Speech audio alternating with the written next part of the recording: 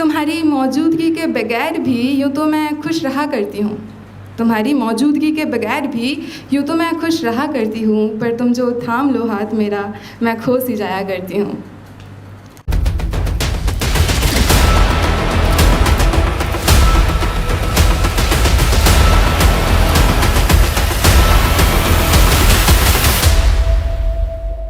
Hello, नमस्ते और सलाम। मैं तुषिता मुखर्जी और this is my second open mic actually.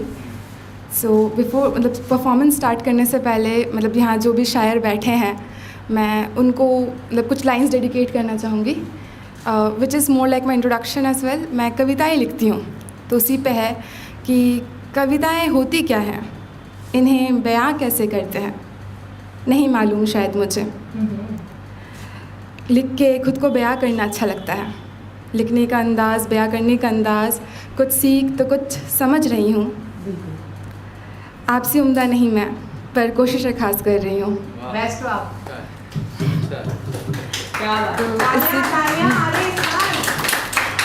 तो इसी के साथ मैं अपनी कोशिश आपके सामने रखना चाहूँगी, अपनी कविताएं। तो मेरे आज की कविताएं है एक तरफ़ा मोहब्बत पे। तो जब इनिशियल फेज़ होता है, जब शुरुआत होती है, वो तो हमेशा खुशनुमा होता है। तो उस पे है कि अक्सर ख्यालों में तुम हुआ करते हो, कि अक्सर ख्यालों में तुम हुआ करते हो, लफ्ज़ों से इकरार नहीं कर पाती, इसलिए आँखों ही आँखों में तुझे बताया करती हूँ।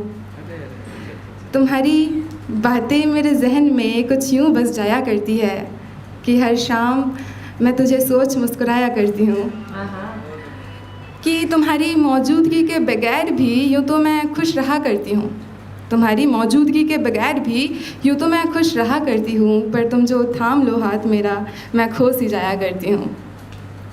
और अंजाम की फ़िक्र किए बिना तेरे संग कुछ लम्हे बिताने की ख्वाहिश रखती हूँ, कि प्यार लफ्ज़ के मायने मैं अक्सर तुझ में तलाशा करती हूँ। कि हर बात पे कुछ बात अधूरी छोड़ तेरी मेरी बातें होने का बहाना करती हूँ, कि अक्सर ख्यालों में तुझे पाया करती हूँ, कि अक्सर ख्यालों में तुझे पाया करती हूँ। तो अब तो ये खुशनुमा फेज़ हो गया, बट उसके बाद जब रियलिटी हिट करती है कि सामने वाला इंसान आपको पसंद नहीं करता, तो उस पर कुछ लिखा था कि ज़ुबान से परखा बहुत है, ज़ुबान से परखा बहुत है, आँखें नहीं झांकी कभी, सारी बातें बेफिजूल है, अगर सिर्फ बातें ही है सुनी मेरी, बिन कहे समझ लो मेरी सारी बातें, तुम कोई फरिश्ते तो नहीं, अगर कुछ हक होता तो नाराज़गी बयां कर दी होती, पर तुमने हक जताने को कभी कहा ही नहीं। और अब ऐसा लग रहा है कि कुछ छूट रहा है, और अब ऐसा लग रहा है कि कुछ छूट रहा है, ऐसा कुछ जो मेरा है ही नहीं, ऐसा कुछ जिसे मेरा कभी होना ही नहीं। पर मतलब वो चाहत तो रह ही जाती है, तो उस पे है कि अच्छा छोड़ो, एक गुजारिश कर सकती हो तुमसे। तुम अक्सर कहते हो हमारा साथ होना मुमकिन नहीं, माना, पर मैं तुम्हारी एक सुनहरी याद बन तो ठहर सकती हूँ। तेरी ज़िंदगी का ना सही, तेरी ज़िंदगी का ना सही, तेरी बातों तेरी कविताओं का एक अनकहा किस्सा तो बन सकती हूँ। पर ये बातें मैं तुझे कभी कह नहीं पाऊँगी, और यूं ही काफ़ी कुछ कहना था मुझे, और यूं ही काफ़ी कुछ कहना था मुझे जो मैंने कभी कहा नहीं। आंखें दर्द से झुलसती रही पर आंसू बहे नहीं, जाने क्या उम्मीद थी जो पूरी हो सकी नहीं। क्या फ़र्क पड़ता है, किससे फ़र्क पड़ता है, सवाल रहे जिसके कोई जवाब मिले नहीं।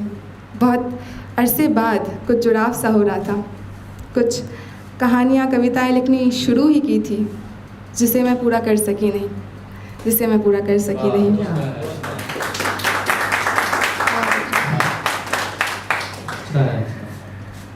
तो इसके बाद मतलब आप समझ जाते हो कि आपका मतलब वो इंसान आपको पसंद नहीं करता, तो आपको आगे बढ़ना होता है। तो उस पे है कि और ये रियलाइजेशन मतलब हमेशा अच्छा नहीं होता, दर्द भरा होता है। तो उस पे है कि हमारी अब इश्क बस अल्फाज रह गए, अब इश्क बस अल्फाज रह गए, तुझसे जुड़े मेरे कुछ ख्वाब बस ख्वाब रह गए। हमारी मशगूलियत में तुम रहे, मैं रही, हम तो कहीं खो से गए। मेरे जज्बात मेरी डायरी में है, तेरे आगे लब मेरे खामोश हो गए। दर्द के डर से मानो सारे एहसास मेरे कहीं खो से गए। और ऐसे भी आरज़ू कभी किसी शख्स की नहीं थी, ऐसे भी आरज़ू कभी किसी शख्स की नहीं थी। आरज़ू तो महज उस एहसास की थी, और उस एहसास में छुपे उस सांस की थी।